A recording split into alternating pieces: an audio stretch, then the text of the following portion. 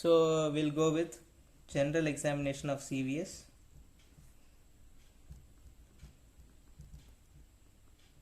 So what's happening in general examination of CVS? So how will you start a general examination? Usually you'll start with consciousness. So first you have to make sure the patient is whether conscious or unconscious. Usually the patient which will be kept to you will be in conscious state, but in general practice or in patient or in casualty or wherever you are posted in CRRI, you will be seeing patient in an unconscious manner. Unconsciousness in a case of CVS could be due to, if since we are dealing with the valvular disease, we already discussed aortic stenosis can present with syncope, right? MS or MR could produce an acute coronary syndrome, which is an acute MI, and the patient might be unconscious due to that. Or atrial fibrillation could have traveled via the it could have traveled via the AV node leading to into the ventricles, leading to ventricular fibrillation. This ventricular fibrillation leads to syncope because there is fibrillation happening in the ventricles, so there is not enough cardiac output going outside, so this might not reach the brain, leading to syncope. So my ventricular fibrillation is one of the causes for unconsciousness. Ventricular fibrillation can happen in case of an acute coronary syndrome or MI. The most common arrhythmia following most common fatal arrhythmia following an MI is ventricular fibrillation. So these are the conditions in which consciousness might be affected. So usually you will present with the patient is conscious. Now you have to see whether the patient is oriented or not. So consciousness is dealt with oriented or orientation. Oriented to time, place and person. So this has an important aspect, not in CVS, actually in CNS this is a very important aspect, orientation. This gives points to the mini-mental score examination, mini-mental state examination, MMSE score, usually 30 in number. This orientation accounts for points in that. So this orientation is not so important in case of a cardiovascular system. I missed out something here. There is something called as infective endocarditis, which can throw infective clots, infective emboli, which can go and do stuffs which a normal clot, a thromboembolism does actually. It can also cause intestinal angina. It can also cause an acute infarct in the kidney. It can also cause an acute thromboembolic event in the brain. So consciousness, orientation to time, place and person, and built. So usually the patient will be moderately built. That's what we say. Sometimes the patient might be poorly built. There is something called as cardiac cachexia. In a long-standing cardiovascular cause or a long-standing patient, like long-standing cardiovascular system complaint, if the patient has CCF, congestive cardiac failure, which leads to right heart failure, leading to congestive hepatomegaly, the cardiac cirrhosis, leading to hypoproteinemia. These all the things leads to malnourishment and malnutrition, leading to a state called as cardiac cachexia. So if you want, I can write it down too. So there is CCF. So right heart goes out. This right heart goes and creates back pressure over the liver.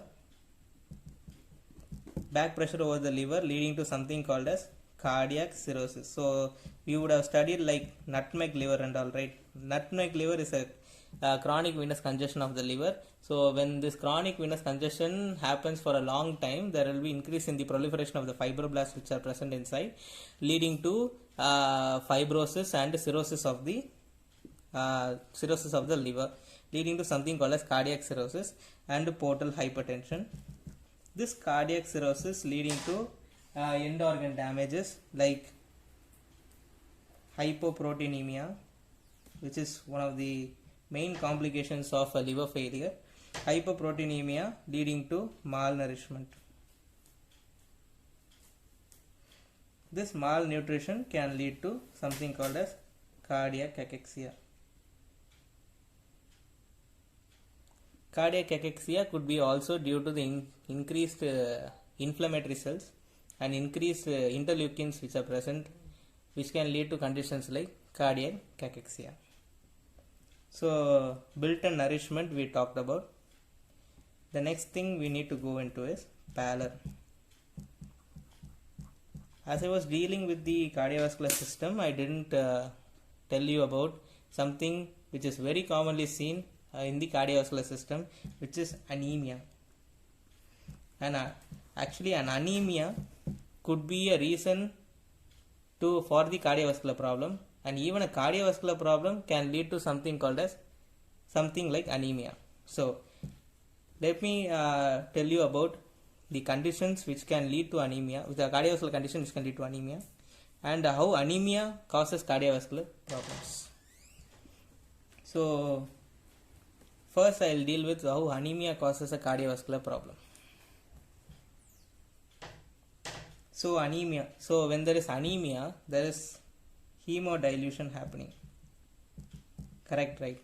There is hemodilution in anemia. So there is hemodilution in anemia. So there is an hypoxic environment created. There is hypoxic environment created all over the body. So the body requires a lot of blood and lot of nutrients right now. So it produces inflammatory cells, or it produces mediators which goes and acts on the heart, leading to increase in sympathetic stimulation of the heart, leading to tachycardia. So there is increase in the stimulation of the heart. So there is increase in chronicity, and there is increase in ionotropism. There is increase in chronotropism and there is increase in ionotropism in case of an anemia, leading to high output. So there is tachycardia, which presents like palpitations. Hemodilution, hypoxia presents as easy fatigability.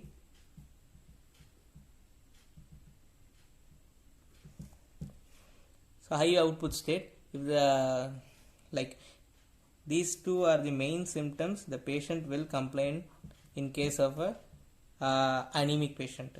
So there will be easy fatigability and palpitations in case of an anemic patient.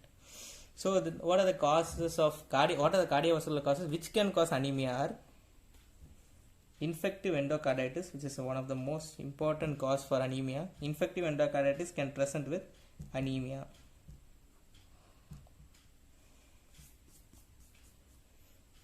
So pallor, what are the areas where you will see pallor? One of the common areas that you will see pallor is in the palpebral conjunctiva, lower palpebral conjunctiva, in the dorsum of the tongue.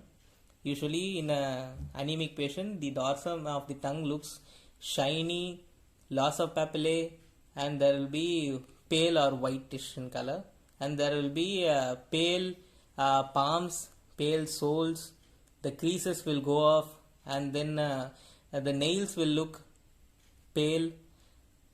These are the ways you can elicit pallor in a patient with anemia. So on looking into the pallor, on looking into the nails, if you see spooning of nails, you can identify the cause for anemia. It could be due to iron deficiency anemia. And an interesting condition which can also lead to anemia.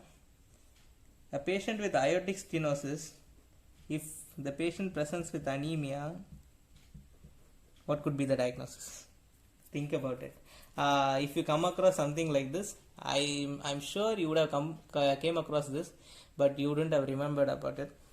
This is a common quiz question. So an aortic stenosis patient presenting with anemia, there's something called as Heidy syndrome. In this condition, there will be aortic stenosis plus there will be gastrointestinal angiodysplasia. There is gastrointestinal angiodysplasia. So AS and gastrointestinal angiodysplasia. So what is actually happening in AD syndrome is there is aortic stenosis, right? This aortic stenosis. So when the blood goes through the stenosed valve, it gets mechanically damaged. So the von Willebrand factor, which is in complex form in blood, when it goes through the stenosed valve, it gets mechanically altered, leading to simpler forms of von Willebrand factors. These simpler forms of von Willebrand factor can easily be degraded by something called as ADAM-TS13. This ADAM-TS13 goes and destroys this simpler form of von Willebrand factor. But usually, even when there is aortic stenosis, like isolated aortic stenosis, this breakdown by the ADAM-TS13 of the von Willebrand factor doesn't happen. It needs another trigger. The another trigger will be given by the gastrointestinal angiodysplasia, which is nothing but more or like an AV fistula. So there will be increased blood flow across this area. So since there is increased blood flow across this area, the velocity with which the blood goes will be much higher. So the velocity with which the blood goes through the aortic stenosed aortic valve will be much higher. So there will be increased destruction, leading to hemolysis, like increased destruction of the von Willebrand factor. So the ability to clot everywhere, the ability to clot anywhere is getting impaired. Von Willebrand factor is absolutely essential for the extrinsic pathway, which is not happening here. So there will be continuous chronic bleeding happening. Chronic gastrointestinal bleeding is happening, which can present with anemia. So this is one of the cause for anemia in a case of CVS. So there is something called as hemolysis in a prosthetic valve patient. Since the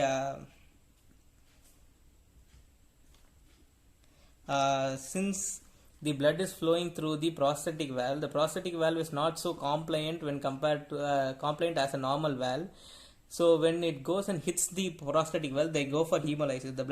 The RBC inside the blood goes for hemolysis, leading to something called as hemolysis happening in a prosthetic valve. This can lead to anemia. So these are the causes by which the anemia can happen in a case of cardiovascular system.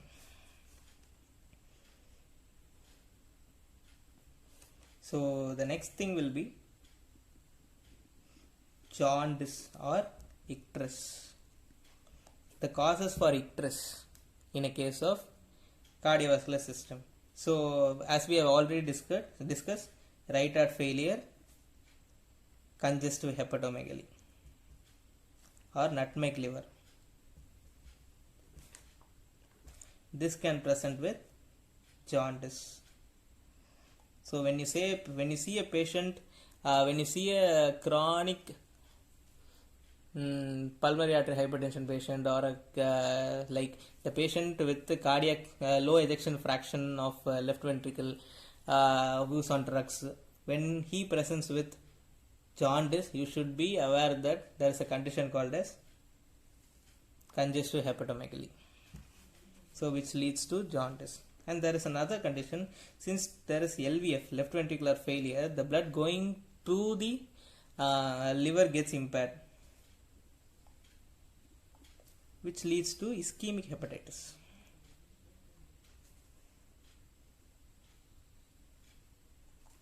So these are the causes, two causes which is the reason for jaundice in a case of cardiovascular system.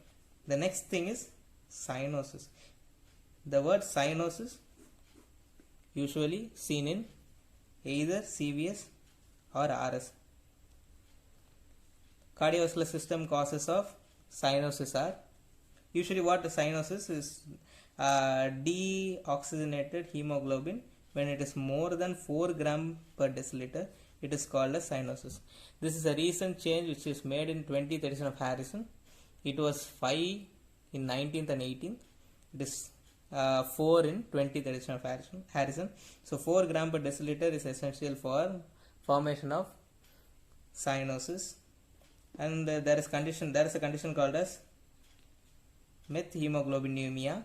This methemoglobinemia, when there is more than 1.5 gram per deciliter of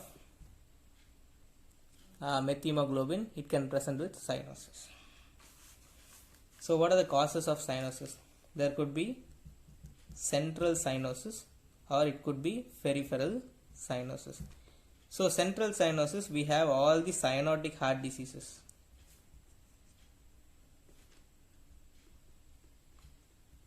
So there are a lot of cyanotic heart diseases. So cyanotic heart disease, usually you can easily count the acyanotic heart diseases and cyanotic heart disease. So cyanotic heart disease, the examples are tetralogy of Fallot, VSD with pulmonary artery hypertension going for Eisenmenger syndrome.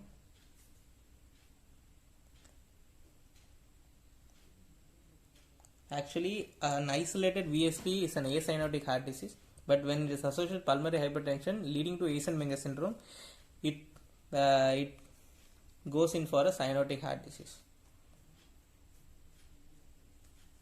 Transposition of great arteries is one of the cyanotic heart diseases.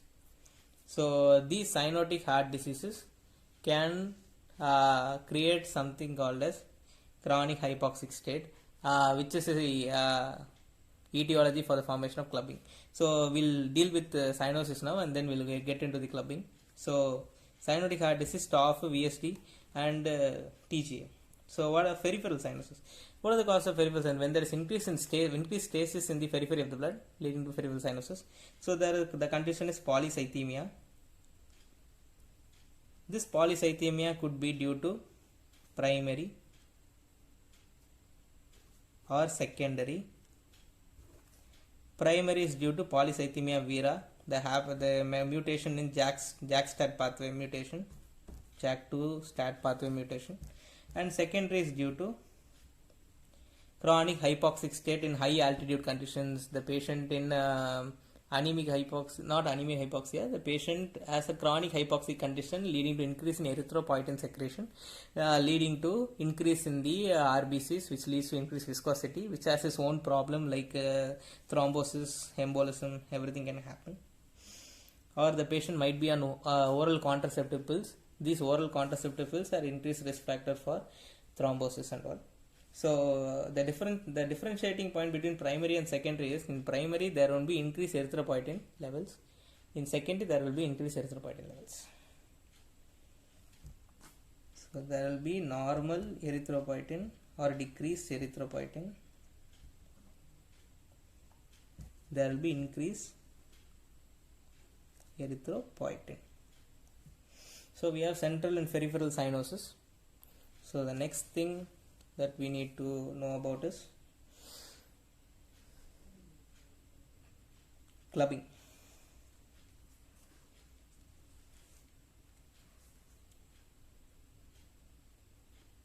So clubbing is one of the characteristic questions that you will ask. They'll be asking the causes of clubbing and grades of clubbing. These things will be asked for you. This is like the basic questions that you will be put under, and if you go through these answers and if you go through these questions by answering correctly, you will mostly pass out of it. Usually pass. Clubbing. So what is actually happening in clubbing is there is increase in the proliferation of connective tissue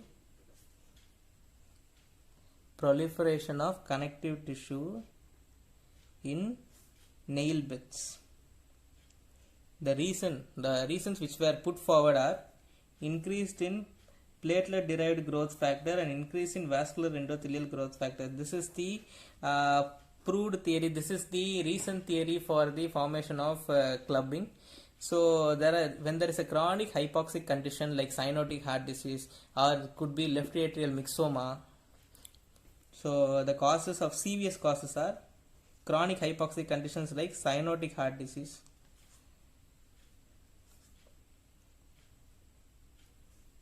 left atrial myxoma,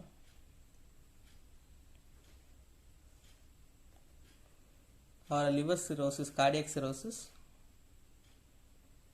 These conditions can present with when there is a chronic hypoxic condition, there is increase in VEGF and PDGF everywhere. So which leads to increase in the proliferation of the vascular epithelium under the nail bed, leading to something called as clubbing. The clubbing can be elicited by various grades. So the grades of clubbing, this question will be asked usually. Grade 1, only fluctuation positive. Grade 2, there is loss of Lowy bond angle.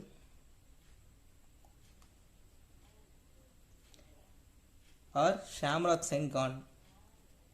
Loss of Lowy bond angle and Shamrock sign. So the next thing, third, is drumstick appearance or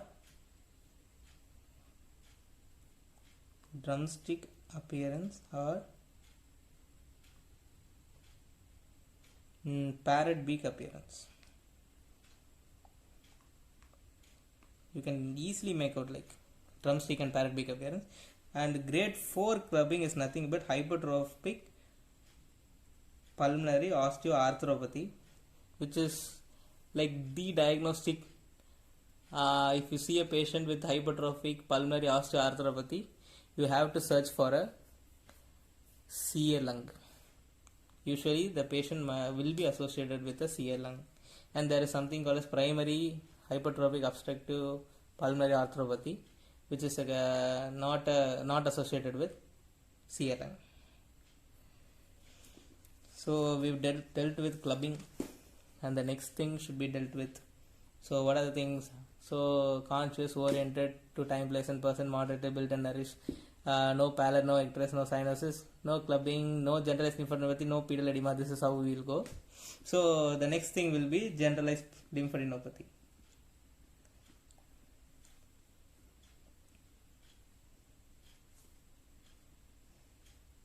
So what are the conditions which can present generalized lymphadenopathy? There are certain conditions which can present, but association with CVS, very less. So the conditions which can present generalized lymphadenopathy is HIV, lymphoma, any sepsis. So this can have a problem with the heart.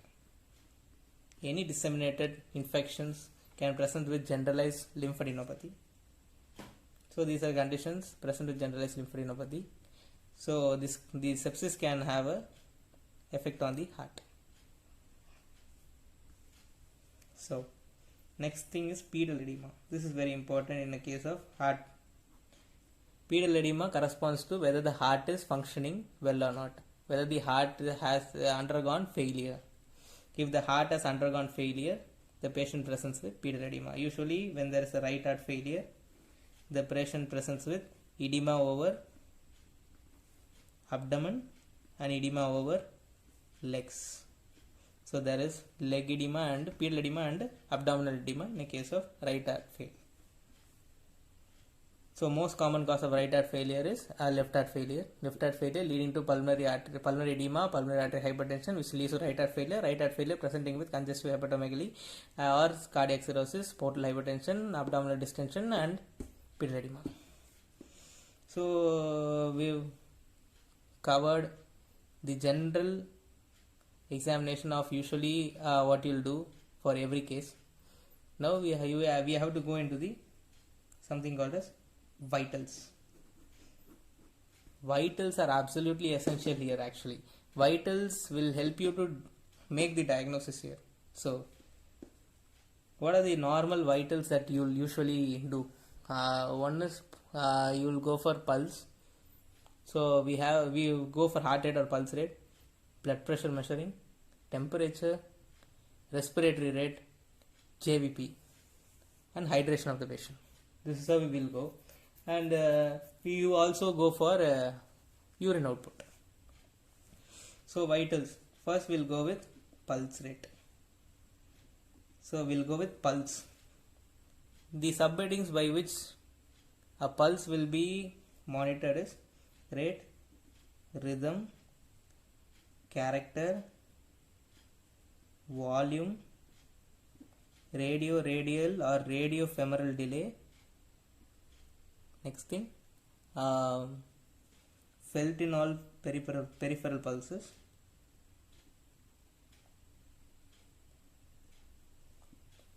And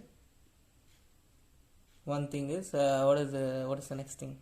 Felt in all peripheral pulses and condition of the vessel wall.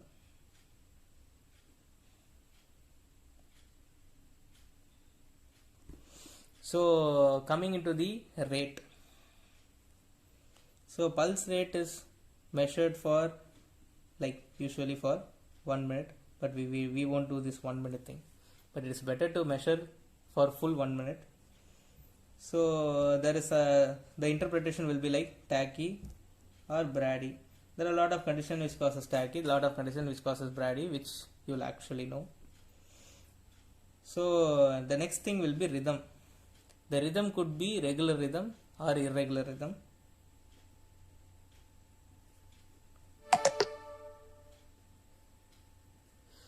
It could be regular rhythm or irregular rhythm. So irregular rhythm can be regularly irregular or irregularly irregular. The best way to measure this irregularly irregular rhythm, which is very much essential if you are taking a CVS case, they even don't mind if you can't pick up a regularly irregular thing, because not many people can pick up that regularly irregular rhythm, but irregularly irregular rhythm can be easily picked up. So I'll give you an idea how to measure a pulse, how to identify a irregularly irregular rhythm. So have the patient go for the pulse, go for the radial artery and hold the radial artery, and then try to tap for each pulse. So for each beat you get tap for it. So you can identify whether you are tapping regularly or irregularly. So this is the way you can identify whether the patient has whether the patient has a regular rhythm or a irregularly irregular rhythm. Irregularly irregular rhythm corresponds to atrial fibrillation. Irregularly irregular rhythm, ventricular premature contraction, or ventricular that is ventricular bigeminy and trigeminy, or it could be a supraventricular tachycardia with a fixed AV block. It could be an SVT with a fixed AV block. They too can present with regularly irregular rhythm. Irregular irregular rhythm, atrial fibrillation with varying AV block. We dealt with rate, rhythm. So if you are commenting atrial fibrillation, they would be expecting something called as pulse deficit. Pulse deficit is nothing but you need to measure both pulse as well as heart rate. Heart rate with the help of a stethoscope and pulse with the help of your hand. Actually, you will be measuring, and the difference should be noted. Usually there will be some difference in case of an atrial fibrillation, because not all the beats and not all the cardiac outputs will be going towards the peripheral limbs, right? So there will be some deficit in the pulse rate and the heart rate. So in clinical examination, like if you are given two person doing a case, like in a normal final year postings and all, they will be expecting you to tell about pulse deficit. But if you are given a patient and you are solely standing there, like you are the only person to examine the patient, but you don't have to comment about pulse deficit, because pulse deficit requires two members to do. You can't be calculating both heart rate and pulse rate. It is like impossible actually. So it needs two members to calculate. One should be calculating the heart rate, one should be calculating the pulse rate. So you should make out the pulse deficit. So usually in the final year clinical examination, in your university examination, you don't have to comment about pulse deficit. But if you are presenting in a ward case or if you are presenting in an OP, you should be commenting on the pulse deficit. They will ask you. Then the next thing will be volume. So volume, this is very important. Volume of the pulse, in theoretically you can feel the volume of the pulse in the carotids and the brachial artery, but usually you won't comment on the volume of the pulse based on what you feel on the carotid and the brachial artery. Volume of the pulse can be given by BP. So when we go to measuring of the blood pressure, I will be commenting on the volume of the pulse. And the next thing, character. There are a lot of characters for the pulse. So pulse goes like this, and there is a dicrotic noise, the pulse goes like this. So this is how a pulse, normal pulse looks like. So there are a lot of characters in the pulse which you cannot manually identify the character of the pulse. Actually, we are not that much genius enough to identify the character of the pulse. So there are a lot of character of the pulse, like hypokinetic pulse. As the name suggests, hypokinetic. So there is decreased blood volume. The conditions which actually present with hypokinetic pulse are in a patient with hypovolemic shock, the patient with mitral stenosis. The patient with aortic stenosis can present with hypokinetic pulse. Next thing is hyperkinetic pulse. The conditions which lead to increase in cardiac output, like beriberi, thyrotoxicosis, AV fistula, Paget's disease, thyrotoxicosis, beriberi, anemia.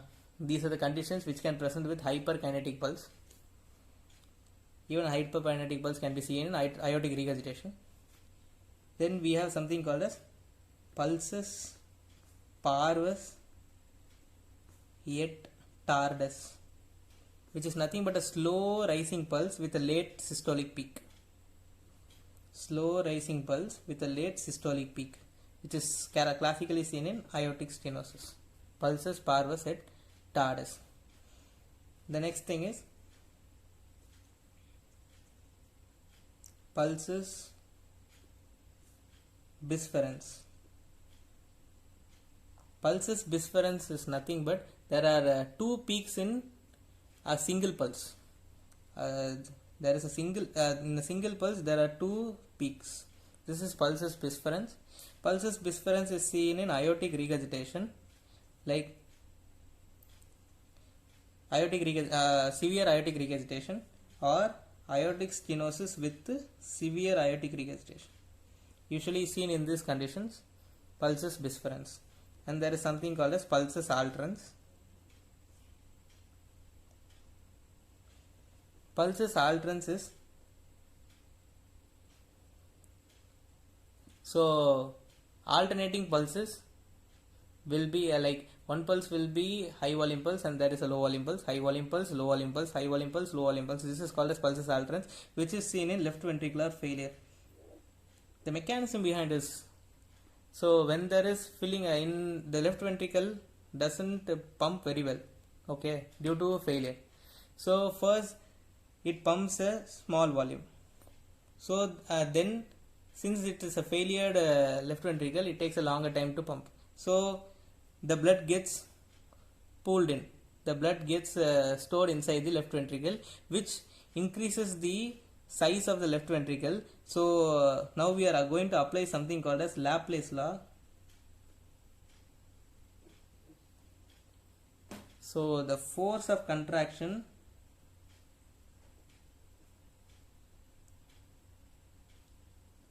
is directly proportional to length of the muscle fiber.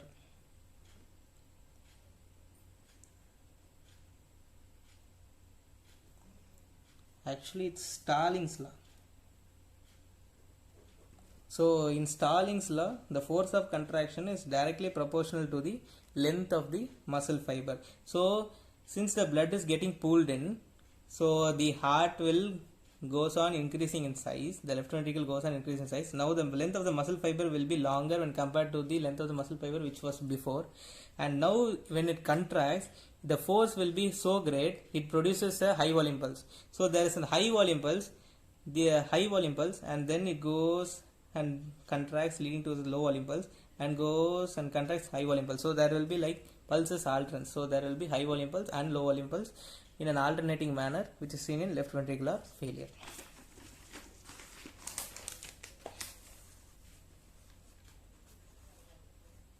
So there are these are the conditions by can present with a lot of different characters of the pulse. And there is something called as pulses paradoxes, which should be mentioned. Pulses paradoxes, actually it's nothing but there is exaggerated fall in systolic blood pressure. So this is a misnomer. It is neither a pulse nor it's a paradox. It's not a pulse, it's not a paradox. Actually it's just it is a BP finding, it's not a pulse finding. It is a paradox. So it is not a paradox because there is just an exaggerated fall, not a reversal of fall. So there is an exaggerated fall in systolic BP during inspiration. So normally when the patient inspires, there will be decrease in less than 10 millimeter of mercury during inspiration normally. When there is increase in more than 10 millimeter of mercury during inspiration, it is called as pulses paradoxes. Pulses paradoxes is seen in cardiac tamponade, constrictive pericarditis,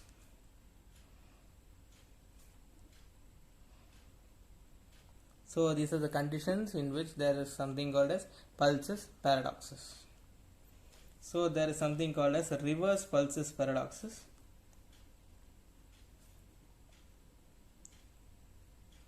So reverse pulses paradoxes is nothing but there is increase in systolic BP during inspiration. Actually this is the paradox which is seen in HOCM. So we've dealt with the pulse, character, rate, rhythm, volume. Volume will be dealt later. Volume, character. The next thing is radio-radial and radio-femoral delay. Radio-radial delay, radio-femoral delay. So radio-radial delay is seen in Takayasu, aortic arch disease. Radio-femoral delay is seen in coarctation of aorta. So the aorta is fine, there is coarctation happening here. So the blood going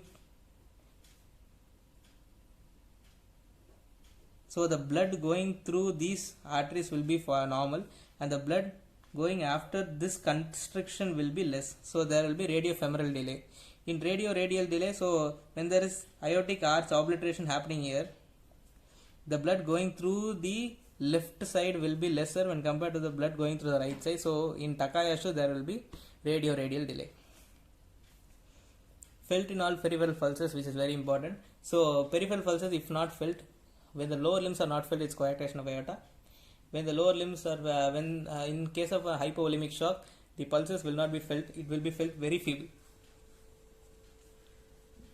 Condition of the vessel wall is very important because an atheromatous change can lead to a false elevation of the blood pressure, leading to pseudo hypertension.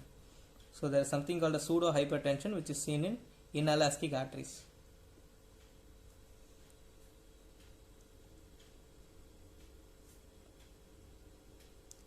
So as I was dealing with something called as cardiac tamponade, I should be saying about something called as Beck's triad. So Beck's triad is nothing but the triad is low blood pressure, muffled heart sound,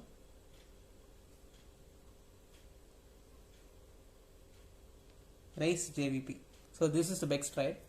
So why there is low BP? Because the blood is not going in the fluid around the there is a rapid what cardiac tamponade is nothing but rapid collection of fluid in the pericardial space.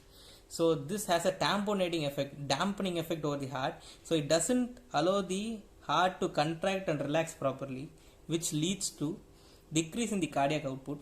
So decrease in the entry of the blood inside. First, there is decrease in the entry of the blood coming inside the heart. So there is decrease in the blood going out of the heart. So there will be decreased cardiac output, leading to decreased blood pressure. So low BP is the first symptom of the triad, and then there will be muffled heart sound. So since there is collection of fluid between the chest wall, between the pericardial spaces, in the pericardial space between the chest wall and the heart, so the heart sounds are not well conducted through the fluid collected inside around the heart, leading to muffled heart sound. There will be elevated JVP because there is decrease in the relaxation of the heart. There is decrease in the entry of blood inside the right atrium from the superior vena cava. So there is pooling of the blood inside the superior vena cava, leading to increase in JVP. So this is Beck's triad, which is seen in cardiac tamponade. The difference between cardiac tamponade and a pericardial effusion is pericardial effusion is more like slow, continuous filling of the pericardial space with fluid or blood or whatever. But when there is only when there is rapid filling of fluid inside the pericardial space leads to a sudden collapse, a sudden symptom, which leading to Beck's triad. So cardiac tamponade is an emergency condition which is seen in Beck's triad, which presents with Beck's triad. So you go for pericardiocentesis in order to relieve the patient. So we dealt with pulse. The next thing we are going to deal with blood pressure. So everybody knows how to take a blood pressure. The blood pressure should be preferentially taken in the right arm in the sitting position. The BP cuff should be covering the entire arm, and the BP apparatus should be kept at the level of the heart, and the arm should be kept at the level of the heart. And it should be measured first palpatory method and auscultatory method. You know what is auscultatory gap. So palpatory and auscultatory method, as far as we are concerned, we need to know whether it fits inside the 4 valvular diseases. So first you will be measuring the systolic and diastolic, and you will be measuring something called as pulse pressure. Pulse pressure is nothing but systolic minus diastolic. So there is something called systolic minus diastolic. So when there is pulse pressure is less than 30, it is called as low volume pulse. 30 to 60 normal, more than 60 high volume pulse. So this is going to give you some very good input about what valvular disease you are going to treat with, dealing with. So it could be a low volume pulse, it could be a normal volume pulse, it could be a high volume pulse. What are the conditions which can present with low volume pulse? So the condition which can present you with low volume pulse is aortic stenosis and mitral stenosis. So aortic stenosis definitely presents with low volume pulse. Okay. So mitral stenosis, low or normal volume pulse. Mitral regurgitation, high or normal volume pulse. Aortic regurgitation, high volume pulse. So this is how you can categorize the patient based on the blood pressure, based on the volume of the pulse, into different categories and different diagnoses. So aortic stenosis, there will be low volume pulse. So usually characteristically the patient will have like 110 or 120 millimeter with 90 diastolic. Then the mitral stenosis will have low or normal volume pulse. Why there is low or normal volume pulse in mitral stenosis? Because there is only decreased blood going from the left atrium to the right atrium. Left atrium to the left ventricle. Then there is decreased blood going from the left ventricle to the aorta. So there is only decreased blood going from the left side of the heart to the systemic circulation. So there will be decreased blood pressure. Blood pressure is nothing but the lateral pressure exerted by the blood column over the arteries. So in case of mitral regurgitation, there is increased regurgitation of blood inside the mitral, inside the left atrium, which in turn again comes to left ventricle. There is increase in volume, leading to increased blood flow, leading to normal or increased pulse pressure. Then there is something called as aortic regurgitation. Aortic regurgitation, as you all know, there is increase in end diastolic volume, leading to increase in the blood flow towards the peripheral circulation, leading to increase in volume of the pulse. So that's why you will be getting all the peripheral signs. So these are the conditions by which you can different. This is how you can differentiate between different diagnoses. So with the symptoms and this, you can come to some diagnosis about it. So we dealt with